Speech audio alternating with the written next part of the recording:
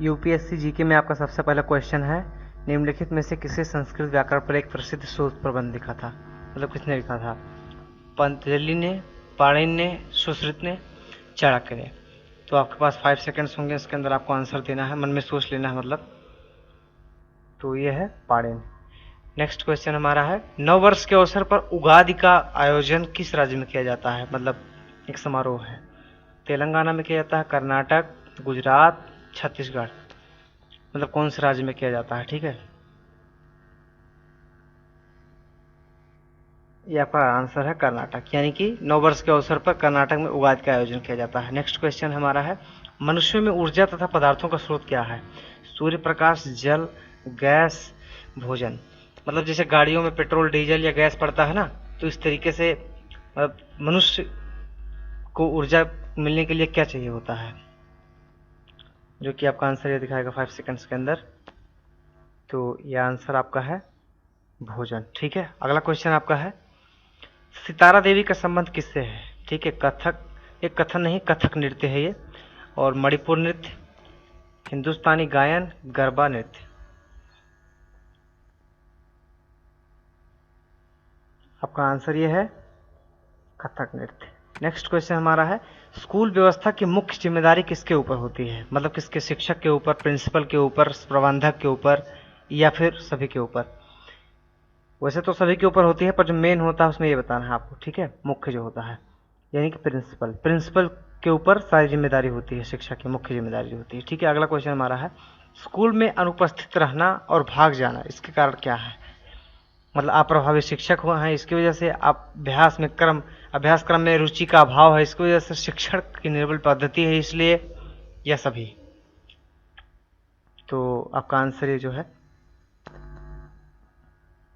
ये आपका आंसर उपरोक्त सभी। देखिए स्कूल में क्या है, शिक्षक प्रभावी नहीं है तो भी बच्चे भागते हैं।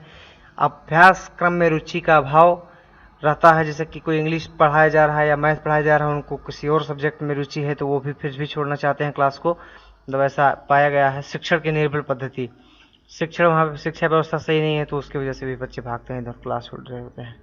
अगला क्वेश्चन हमारा है, स्कूल में से ड्रॉपिंग आउट होना मतलब क्या होता है इसका? स्कूल हमेशा के लिए छोड़ना, स्कूल में अनियमित आना, वर्ग में से टूट खेलना, इनमें से कोई नहीं। ठीक है, तो ये आपका 5 सेकंड्स के अंदर आंसर है, जो कि है स्कूल हमेशा के लिए छोड़ना, यानी कि स्कूल से कोई बोलता है ना ड्रॉप आउट होना, यानी कि स्कूल को हमेशा के लिए उसने छोड़ दिया है। अगला क्वेश्चन है, छऊ किस राज्य की प्रसिद्ध लोक नृत्य है? नागालैंड की, अरुणाचल प्रदेश की, झारखंड की, मध्य प्रदेश की? तो आंसर हमारा ये रहा झारखंड की।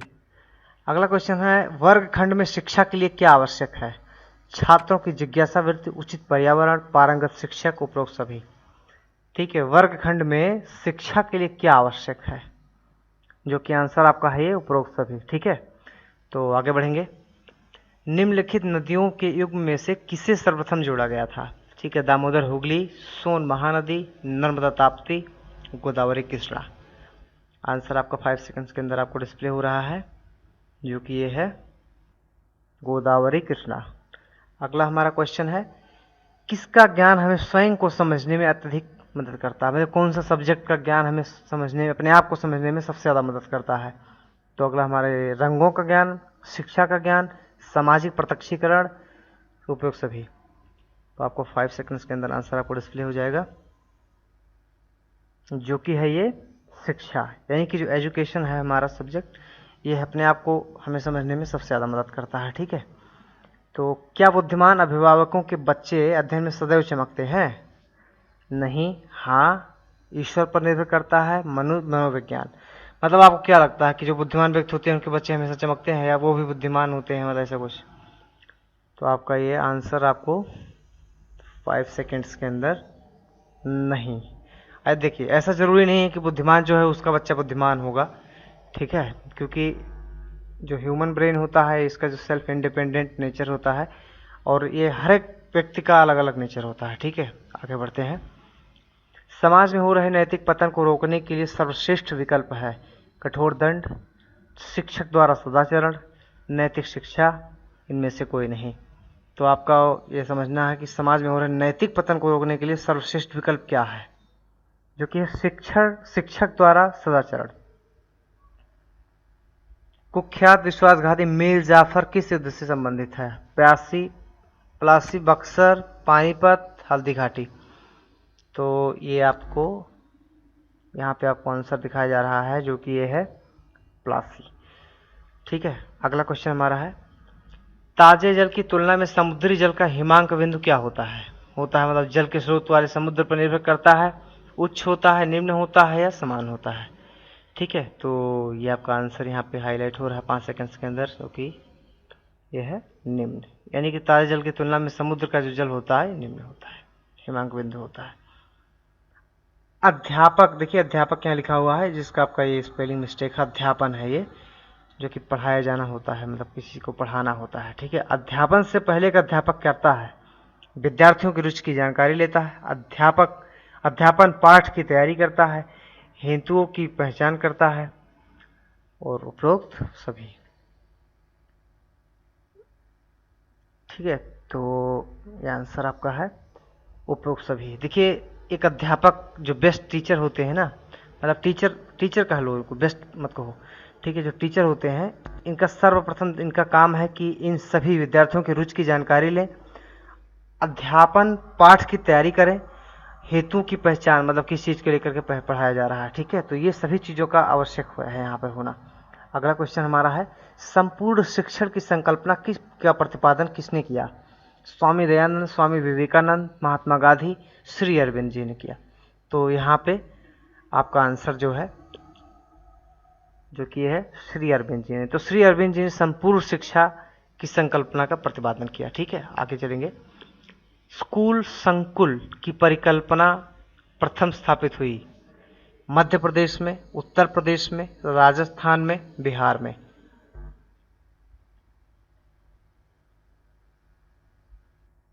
जो कि है राजस्थान में। ठीक है, आगे बढ़ेंगे।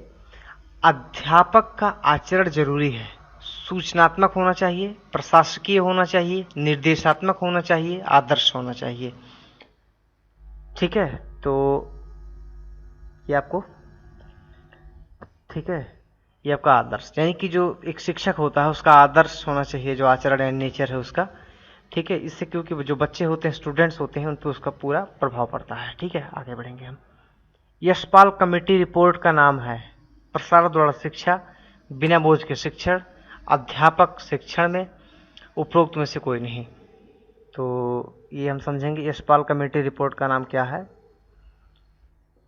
जो कि है बिना बोझ के शिक्षण। ठीक है, जैसे कह लो आप डिजिटल तरीके से जो एजुकेशन हो रहा है, ये भी इस कैटेगरी में ही आएगा, कि जैसे आपके पास एक टैबलेट है या फिर आपके पास एक लैपटॉप है, आप उसी से ही सारा कुछ पीडीएफ फाइलें आपके पास बुक्स की सारी पड़ी हुई हैं, और स्टडी आपकी जो है डिजिटल हो रही है। ठीक है, आगे बढ़ते हैं। रीत का बहुवचन दिए गए विकल्पों में से कौन सा है? रीति, रीतियाँ, रीतियाँ, रीतियाँ।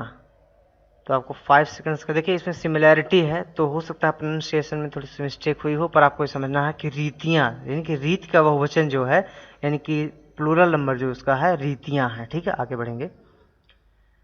म्यांमार का नया नाम है, म्यांमार का नया नाम क्या है? देखिए जो नाम चेंज हो गया है वो काफ़ी सारी चीज़ों के, तो उसमें आपको ये चीज़ का बहुत इंपॉर्टेंट है, याद रखना, माली, भूटान, बर्मा, बाली। तो आपका ये आंसर आपको 5 सेकंड्स के अंदर यहाँ पे दिखा रहा है, जो कि ये है बर्मा। ठीक है, आगे बढ़ेंगे हम। भारत के मूल निवासी थे, देखिए ये आपका है मुगल, सिख, ईसाई, द्रविड़। ठीक है, तो ये आपको ये यहाँ से, जो कि है द्रविड़। ठीक है, यानी कि मुगल, सिख, ईसाई जो है भारत के मूल निवासी नहीं थे, द्रविड़ थे। ठीक है, अगला क्वेश्चन हमारा है, किस देश में शिक्षा के क्षेत्र में बौद्धिक उद्देश्य पर बल दिया गया है? Bharat, Athenian, Sparta, Greek? जो कि ये आपको मिल रहा है, आपको आंसर ये है ग्रीक। ठीक है, तो ग्रीक में जो है बौद्धिक शिक्षा के उद्देश्य पर बल दिया गया है। ठीक है, अगला हमारा क्वेश्चन है, द्रोणाचार्य पुरस्कार किस क्षेत्र में प्रदान किया जाता है? देखिए जैसे दादा भाई फाल्के पुरस्कार है, द्रोणाचार्य पुरस्कार है, बहुत सारे पुरस्कार होते हैं ना, तो आपको पता होना चाहिए कि कौन सा पुरस्कार किस कैटेगरी के लोगों को दिया जाता है। ठीक है, सामाजिक विज्ञान के, साहित्यिक कार्य के, खेल के प्रशिक्षण में या पत्रकारिता के लिए। ठीक है, तो आपका ये आंसर जो है ये आ रहा है सामने,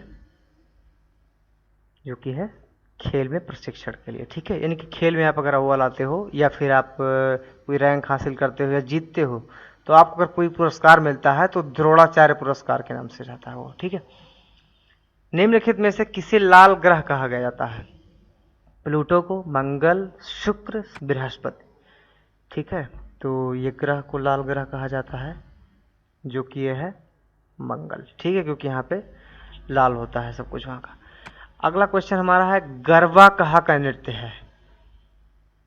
ठीक है, गुजरात का, असम का, उड़ीसा का, राजस्थान का। ठीक है, तो हमारा ये आंसर जो है आ रहा है यहाँ पे 5 सेकंड्स के अंदर, जो कि है गुजरात। ठीक है, तो इसके बाद है, निम्न में से कौन गुजरात की राजधानी है? शिलोंग, अहमदाबाद, जयपुर, गांधीनगर। ठीक है, आंसर आपको यहाँ पे दिखाया जा रहा है 5 सेकंड्स के अंदर, गांधीनगर। ठीक है, तो गांधीनगर गुजरात की राजधानी है। अगला क्वेश्चन है, मैरी कॉम किस खेल से संबंधित है? ठीक है, बॉक्सिंग से, टेनिस, शूटिंग, कुश्ती। मैरी कॉम पर एक फिल्म भी बन चुकी है, आपको पता होना चाहिए, प्रियंका चोपड़ा ने रोल किया था, जो कि है बॉक्सिंग। ठीक है, अगला क्वेश्चन हमारा, ग्रीस की राजधानी कहाँ है? Bogota, Budapest, Athens, Paraguay. तो आपको आंसर जो है ये है 5 सेकंड्स के अंदर दिया जा रहा है। ठीक है, तो ये आपका एथेंस है। तो देखिए 30 क्वेश्चंस का हमारा स्लैब था, पूरा हो चुका है और यही तक का लिमिट है हमारा। और उसके बाद हम मिलेंगे अगले एपिसोड में। अगर आपने और भी वीडियो नहीं देखी है तो आप डिस्क्रिप्शन में जा करके पार्ट 1, पार्ट 2, पार्ट 3 करके पढ़ सकते हैं आप इसको। और बाकी मिलेंगे आपको नेक्स्ट एपिसोड में। अगर आपको अच्छा लगा हो वीडियो तो आप ये शेयर कर दीजिए, जिसको ज़रूरत हो उसको। ठीक है।